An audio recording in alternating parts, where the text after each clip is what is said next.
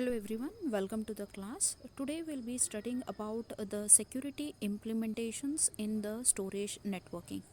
As we already know that the various storage networking networks are the fiber channel storage area network, the network attached storage and IP storage area networks. Now all these networks are prone to the threats. Now what is the security to be implemented for these networks so that it is going to overcome the threats? So the first one we are going to study is the fiber channel storage area network. As this fiber channel storage area network is configured for the private environment and it is having very few nodes in that one, so it is going to impose a lot of the security threats.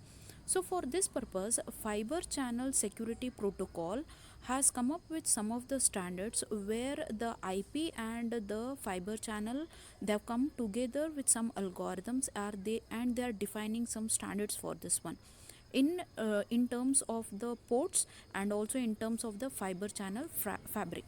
Now what are these guidelines going to include? They are including the authenticating the fiber channel entities, setting up the session keys and negotiating the parameters whenever it is required to transfer the data using frame by frame so that the integrity and confidentiality can be maintained, and also establishing and distributing the policies across the fiber channel fabric.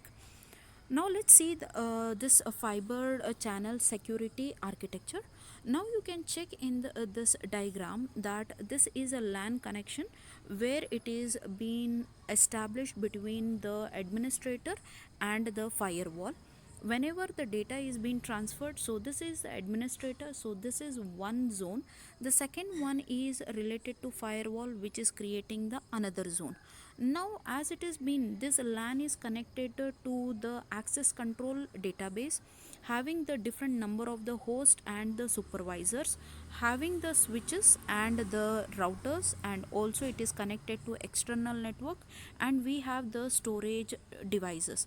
So all these are grouped in terms of the zones. Now you can check that here the administrator is being created one zone, and for the firewall we are creating the another zone.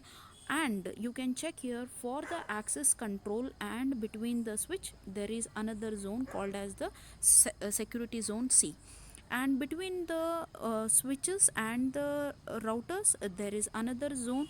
Between the switch and the host there another zone is being created. Between the storage and the routers or the switches the another zone is being created. So like this the fiber channel is divided in terms of the zones, and we have to provide the security for this. As already I have been said that the fiber channel storage area network is prone to the threats. So for this purpose they are applying the defense in depth methodology to provide the security.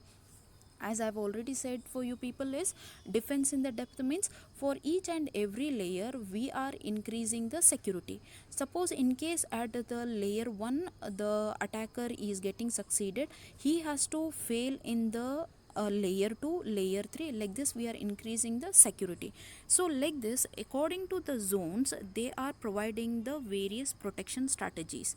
For the zone A where it was related to administrator, we are going to restrict the management of the LAN access. We are going to implement the virtuals and we are using the two-way factor authentication. I hope you people are also using two-way authentication factor whenever you are trying to log in into your system through the Gmail.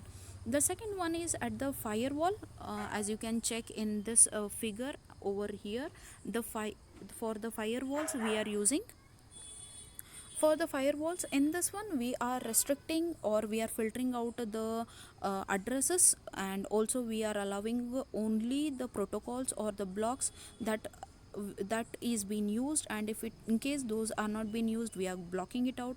And for the zone C where it is the between the switch and the control, we are allowing only the administrator and authorized users.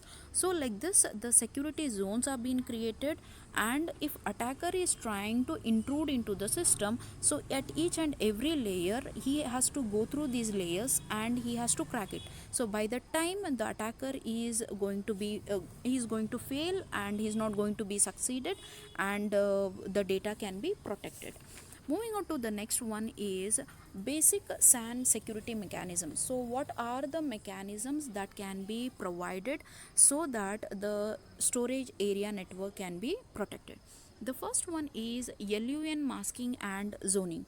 So LUN masking is the logical unit numbers where you are using it, you are masking it. So original LUNs are not being exposed, but they are being fabricated. And the zoning, as already I've seen that one, we are grouping the units, the devices, in terms of the zones, and the access is given to them. The second one is the switch wide and fabric wide access controls.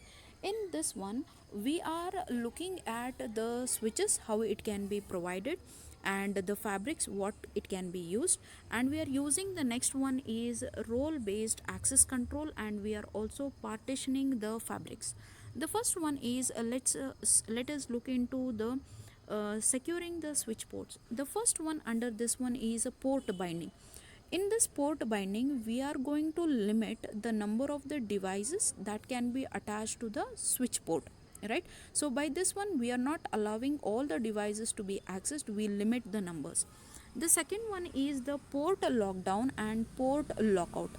We are going to restrict the switch ports in the type of the initialization. Like for example, whenever you connect the USB port to your system, so it is going to install automatically. So this type of the initializations have to be stopped. And the last one is the persistent port disable. So we have to prevent the switch ports from being enabled whenever there is a switch reboot. So usually we want to enable these, the attacker want to enable all these switch ports so that he can transfer the data through these ports. So this one has to be stopped or disabled so that the attacker is not getting succeeded into getting the data from the storage devices. The next one is switch wide and fabric wide access control. In this one, we are providing the access control list for the devices and for the switch ports also. Whenever the device is getting, it has to get authenticated, and the user has to authenticate that one. The next one is a fabric binding. We are going to prevent here unauthorized switch from joining any of the existing switch, so that if in case any port or any device is getting connected, it has to be authorized, it has to be written in the directories, and then only it can be allowed. That means the address of those particular devices have to be registered, and only those should be allowed to use. If in case you try to use any external USB port, then it has to be stopped. So that is called as your fabric binding. And the last one is role based access control. Here you have to provide the additional security to the storage area network so that we can prevent the unauthorized activity. So based on the roles, the privileges should be given to the administrators so that they can log in and they can stop the people. The moving on to the next one is a logical partitioning of the fabric. Now you can check in this diagram where we are dividing the same the physical the physical network into the two virtual storage area networks, one having the 10 ports and another one is having the 20 ports over this physical switch, right? It is divided into two virtual storage area networks so that the zoning is being done, the data can be managed properly, the traffic can be controlled, and the boundaries can be set, and the security can be provided between the transfer of the information. So this was all about how we are able to secure the fiber channel storage area network. So this is how the security can be installed in these networks. Thank you.